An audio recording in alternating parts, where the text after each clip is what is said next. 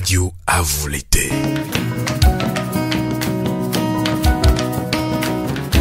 Interview, analyse, débat sur la situation politique et culturelle africaine sur Radio à vous l'été. Radio à vous l'été. La voix des sans-voix, la voix des opprimés.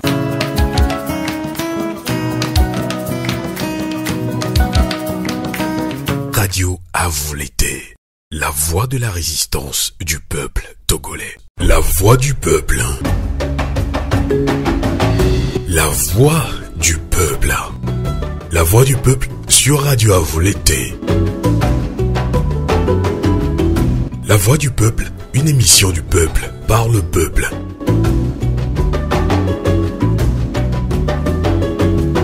Le peuple s'exprime à travers des interviews, analyses et débats sur l'actualité politique et le développement du Togo.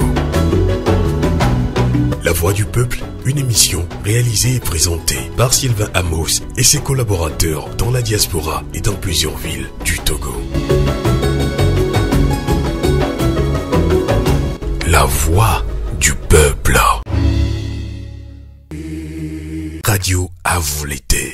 La voix de la résistance du peuple togolais. Ahueto Nicodème Rabia, mido akbeno le kamekakaso lo bebe animaji, le kemi antomi fondo mido akbena bwe ogbeaku et nous menami sotogobe manyo yanti les radio à vous l'été dit. Yo Sylvain, mi fonnyere le Togo bani bandi. Et jo dinabe mi acha mi fonnyere et mi le doji. Ne Togo to ko le hiya me kankia wa se nu kele jo le miade. Ne wanya nu ko le jo nkeke yo chamelo ndakpe na mi le doji. Enyo ahueto Nicodème Rabia mido akbeno kebo bayano miagbo les radio à vous l'été dit amanya do kumi le Togobe manyo yame. Enye midia biowa ye ko le nibe vive c'est le Togo vio kirebe akoji ye nyami c'est le dusidi miojia ye po midia bio doa wana yami dankor dibe jwabegbe. Enyo mi le sebe coalition ambe ya wok bololo voa une coalition ye wok communiqué officiel o et PNPB agbonugra we va de tobe coalition do lato et bololoji vanya kemi ngwa basia yinibe government a mlombe wa wone ne be bololo nous ke gbobele so nous ke na ye PNPD ye va na ye du quoi le nyabe wok bololo nous ke gbobele so la te kwenjina mi viria. Yo Sylvain, akporo na enyako biose ego menyibe lekebe nya midola denu gomene ne Togo vi ko le gbejia kwa moko le Togo akeke wa se gome chuchugba yin be ma gbobe ne mi dia zonzon alo bololo alo activité de pepea coalition bena communiqué to officiellement ken gwa mi leader o chami de na mi communiqué to na va fifi mi gbobe mi abe facilitateur abe mi ana yenkekede e yenkeke wan do la vo yora gbe ke va ye voix déjà coura gbe mi ano vi PNP to wo communiquer ke mu nyinu mi wono ne benwa Georgina mi abe facilitateur voix mi anto mi batro pompo mi gbobe mi ana mi ado kro kakana e so ke va ya kwegbe ne mi sende poa mi la yo jukwa mi ajemoji voix à notre grande surprise ti picha ba communiquer ke munyi enu ke mi wono nene o voix wa munyi tukara be nyina mi o e go menyi be e to le kavio minyi no le kavio minyi be mi libérer Togo ndekpe ma te tukara vana mi o nende jwaru po mi la gbela se gome e ye mi le gbele se gome cha. Donc, anema so yedina wa eji anemi ja onde pepe a coalition 14 partis de na communiqué to tutuba blonanya kengbe mi leader des partis mi va relayer nanya yona mi abe militant be no to ne mi onu kemi ja wa ne be no ne wa eye so yedia wo ma ke government angulo mi ami mle po wo ma wa gbo wo ma wa be nyam camion ondo nu sere pe la be yo le gbe zonzona mi o ao omdo nu sen wa do mi ajo incha mi so ma wan to chan so oto fifi mi le kpo ma le réseau di ko to nkam yo ma be nyamu on de pe na mi o mi so de le mo ni mi be mi ason pa mi jason ye ntia fi ke mi le ya e gbololo mi nko to ete o game gbale mi asilo enyo akoto Nicodème Rabia le ape nu omre de vifia nyem kandibe ojira tonami be mama le va coalition des 14 partis politiques cameo que maso video kwe le va no me kule que nyake maga bio veve to govige le bio nibe tikpi achada malo PNP ba ameno lawa mdo le vombe facilitateur Ghana toa et doit les keba wedo ye ba non togo vieux didi mais vont voir doit dialogue kemi on les togo ontonielo et blave voix devaye blave voix drengoya o di mo me vont voir le tikpi achada me vont me nibe bololo pela ni nous saint-toi la nya akoto fonya singbe jo alo la zi ka flasi de o kwa me poto dina wate wotwa alo dialogue ba no adodo mi to me me vont voir Sylvain nya ko glale men wabenya jo nyentocha e sonde kame kevayi e so même la rande kanya e nyenya we kenglondo coalition be plateforme dibe fikami le nu kami le wo manifestation de afokaji mi le o be ela nyobe mi adogo funu me mi dogo le so gawefe wo bobo so gawefe so yi otro gave wabenya le me mi akekem mi abenya le me foa mi ato mi hia diplomatie mi matin en politique akpa encore dictateur que diplomatie matin no menamio awo ya matin jedio yentia mi akeke mi le inquiet mais en politique il faut aussi la stratégie et la diplomatie et le vevere militant quelqu'un togo du ko quelqu'un amesia me le inquiet fo fi kemi le gbea ne mi le nisoye Nigeria Doyebe ancien général ouan Dodami Kenyi ancien président Dodamien c'est grâce à la diplomatie. Na Amerika to do madame Clark Dodamien c'est la diplomatie. Na me fo renlisro opposition va yi ni soit diplomatie mi maten blele wagbo. Mi blele mi abe bopo ke mi woso Jean-Pierre Fab Nani Adjamagwa mi seme na mi globe mi blene félicitateur ami gbero de fo be mi le inquiet be mi be peuple le inquiet mi anto cha mi le inquiet be mi le tote kwa be feedback yen cha fi ke mi le ya amesia me le inquiet voix uye na be mi a onu gidi fifi ajago ao wo ma wa ke amole ma wo ma wa mi blebe nyana facilitateur avo enyi dibibi gane na facilitateur abe nu ke joye rpt unir ko be government o aten no ma na mi be mi le dialogue me ntia mi matenzo kaka na fin du dialogue ama o ma wa nyi tukara na fifi jen ke facilitateur amu dasiro dio yentia nyawo benyi be inquiétude le yentia mi ma bi fifi blo na be amre mbina jisona e vikudo e sikole na viso konangbe olo mi ma bi fifi aso vikudo e sikole na via aso kongbe o nu kemi le wa mi do la ni amoko mi la do le koblonedo mi no créatif et innovant elle est très important nami ne bele wa donc mi do la ho dodo patience viticule do la no me fi kemi le ya mi la danji to ko juka keke la danji leader o keke la danji va do mi le biobe mi ya dodo diplomatie ba non mi abe no melo akpe no enyo akoto Nicodème Rabia mi ahia dodo diplomatie virine ba non no me enyawa ya nya dodo le benyi oglovo voa mi ato nyawa obene edanduwa no po afokulia ola avone togo vigede o ngale dojiro ne be popose ntio eyo lo po be jiridwa e wona ye gede ye jume video lo po e alo PNP haso so alo tikpi achadama ebe vonvonyi be aye gede kolo wo kakaka ye ola gba chiju kwa be gbololwa nu nyanto chabi gbolozana be gbololwa be lawe godo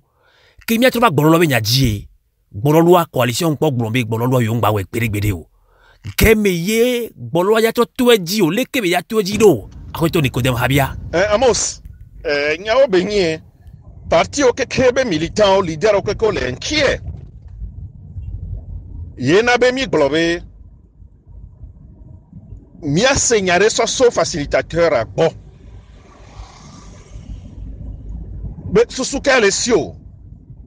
Est-ce que élection me jajaro que RPT tole wo to etia?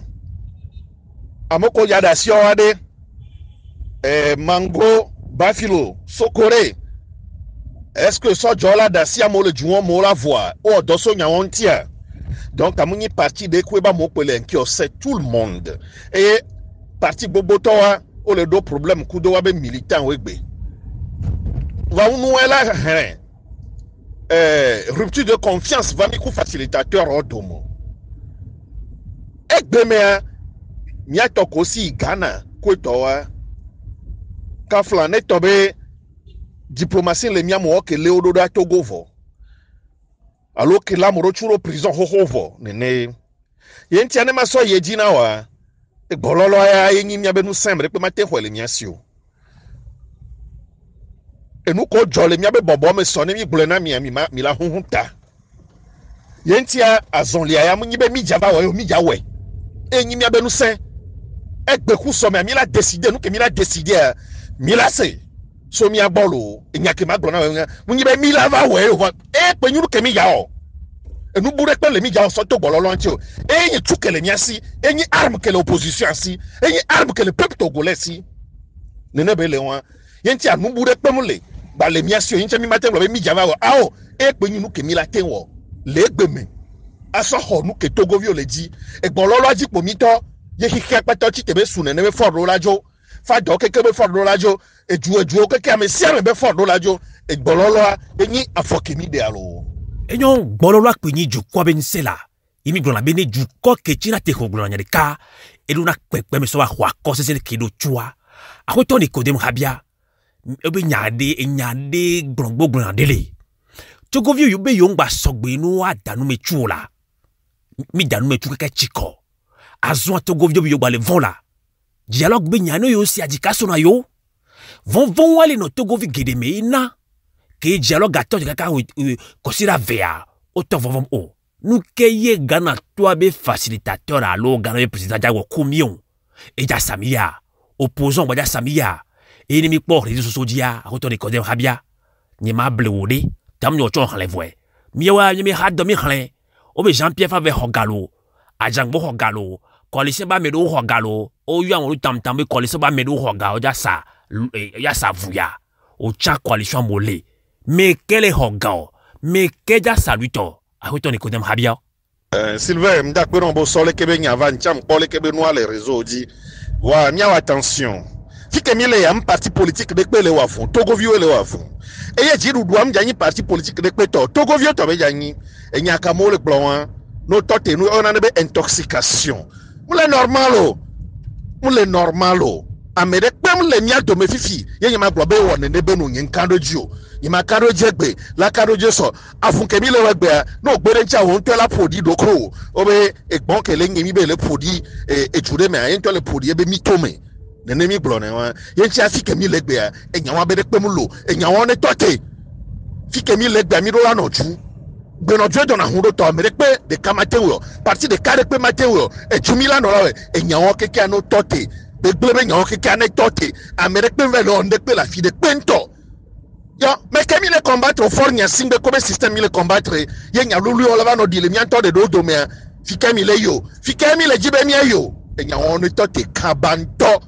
Et y a on glone roda mia modon to chongbo. Ay ko mi kwa bio mi be, ame ele kele ke mi le buso ntro. Et y a on mi gbe ne piam. Et tona te piam le miabo. Mi mlo na be mia se nto chong.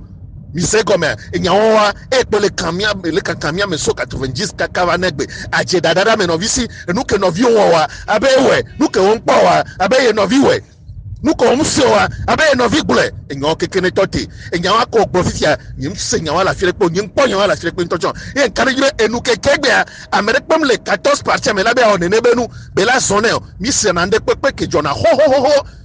No be ya we kwa mi la se ho mi la dawama. Nene bele wan yentia nene be ndekpe mle jole mia domolo be agbenono wa amoko le zan nene ba gbenono no to ete amerika mja suivre wolo e mia mila no te gongogo mia do avun yaji agbeno yo akpeno do apo numero d'etat ne Togo vide do to senanoa ne senu mi be nya doe wan me mila no mia tunye be jo e jojina bo o konu me chiko ke amesia me ne segombe coalition ba me de msogbela ado jukwasi o lupo mia do alo coalition ba me o mia bio nya potopote ni mia do alo tene gbebe wona akoto ni kodem habia kosila ke gbana mja fale Togo ba nyigba ji ore doa e dogbegbo li dogbegbe ji dokito le itogbegbe wono ji ti chobe he le afile pe amesa me le nale iwo ya mo le glombe coalition dola a profité de kake ya mo le bidji le afisa fi konji ko towe ke gbonlo pe gbonlo ji o le gbon to wa le gbon la afi le siade la kemi potole ya avon amiade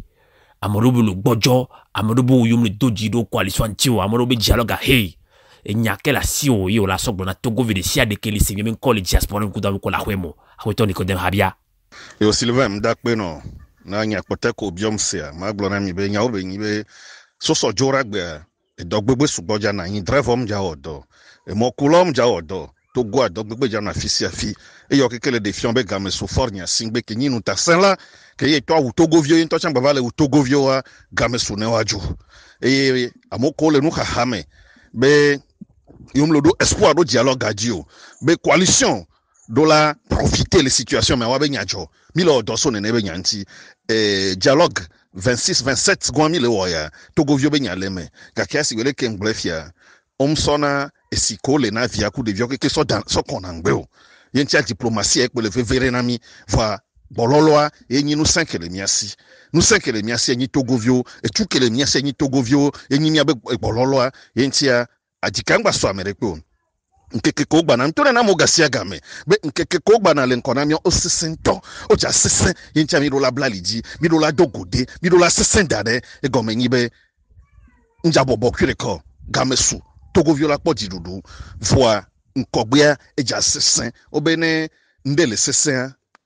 mianya be yodo nuwu na nenebe nuvo nenebe no newa yentia afuletelo Togo vio ke kemia blagodi chochi tono dogbera muslim no dogbera togbenu otochan no do abegbera mi do avandivo afote po milano potea kamo le gboa e anya do e di fofo ameno vie e won kenkem le molo mdakpe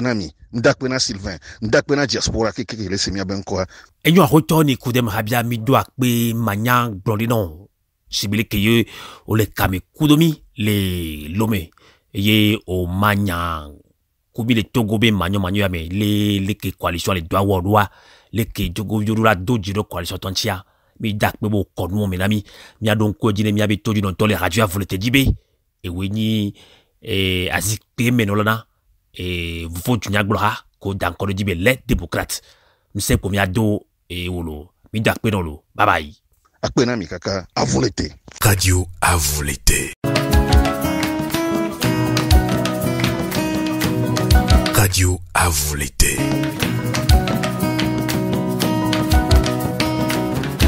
interview, analysant, débat sur la situation politique et culturelle africaine sur Radio à vous l'été.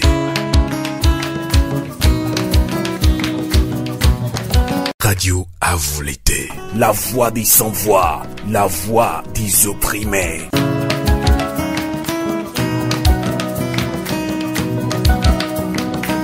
Radio à vous l'été. La voix de la résistance du peuple togolais.